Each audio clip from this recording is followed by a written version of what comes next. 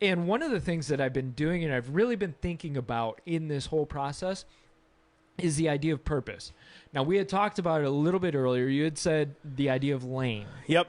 This idea of going your lane, knowing your lane. Yep. And you talked about like knowing knowing where you're supposed to be, knowing your calling, doing what you're supposed to do. Well, how do you find your purpose? That's the question. That's the Right? $1 million question. Right? And I think I wonder if people will spend their whole life here. Like I'm going to try to say this the best way that I can without needlessly offending. Yeah. Sometimes I think we know what it is and we disobey it because we think it's too big. Yeah. You know what I mean? I don't really know. Sometimes it's like, no, you know what it is. I think you just think it's too big for you. And that's okay. I could even take that a step further and say it's too big, so therefore we don't think about the small steps in order to get there.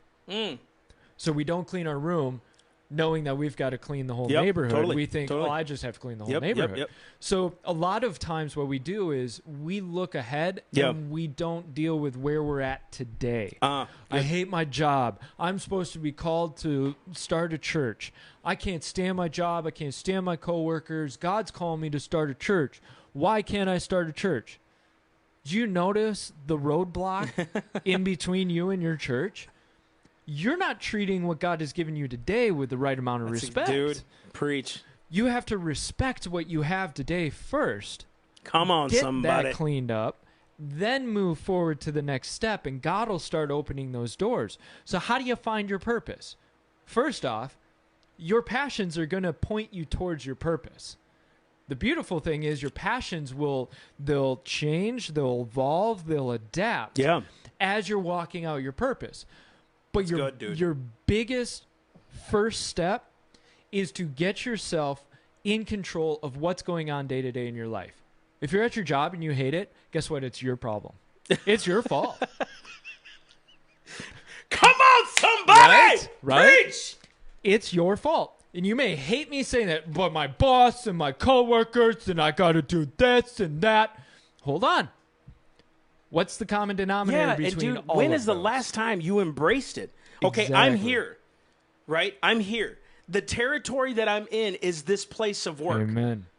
right? So instead of saying, I hate it, I hate it, I hate it, why aren't you the one to reform it? Yes. Why aren't you the one that can sit back in prayer and say, no, I'm going to pray into this field. I'm going to speak life into this field until it breaks.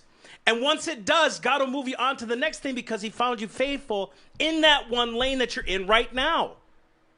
Does this make sense? So sometimes I think we neglect the next step because we're not ready for the next step because we haven't overcome this one. Yeah. We have not changed the territory. We have not changed the atmosphere in the territory presently that we're at to change the next one. Because we're not trusted there yet, and that's okay. Now's the time to do it. When we say repent, I think Pastor had a really great line today. We repent to change something inside of us, not just for another chance to change something, right? And so when you repent of that and you say, man, I need to change where I'm at. Did you realize that your work or your business or the thing that you're upset about, God gave you and trusted you with that part of the territory? That the kingdom, everything he creates is his. And so that place of work that you're at right now, he's entrusted you to change the atmosphere in. Exactly. Do you know what I mean? And if you can't conquer that one day, you can't conquer that one event or conflict in your job, how the heck are you supposed to conquer a kingdom? Right? How are you supposed to move forward? Now, the beauty of it is when you take, and I mean this word with every due diligence that I use it, when you take responsibility over your life, you take charge and you say, I'm going to take responsibility for how I act at work, for what happens at work, for my mistakes at work, for my attitude at work, for whether or not I do my job well. When you start taking that responsibility, your purpose starts opening up to you. 100%. And as your purpose starts opening up to you, your passions increase in that purpose. And here's where the beautiful thing is that you nailed is confirmation of what I'm about to say. You walk in such more peace and contentment when you understand your purpose. You suddenly are okay with working that job that you used to hate 6 months ago. Right? You're okay with it because you know what? I'm taking care of what I need to now and then moving forward. And you walk with peace and contentment. I'll move it one step further. You start ignoring the temptations that held you back before? Oh, Because you are so Bro. determined to follow your purpose that God has given you, that you're walking in contentment and peace in. come on, It's a dude. it's a cycle that works itself upwards because you're peaceful and content. You don't want to lose that. You're enjoying going after your purpose. You don't want to lose that. So you don't pay attention to the temptations as much anymore.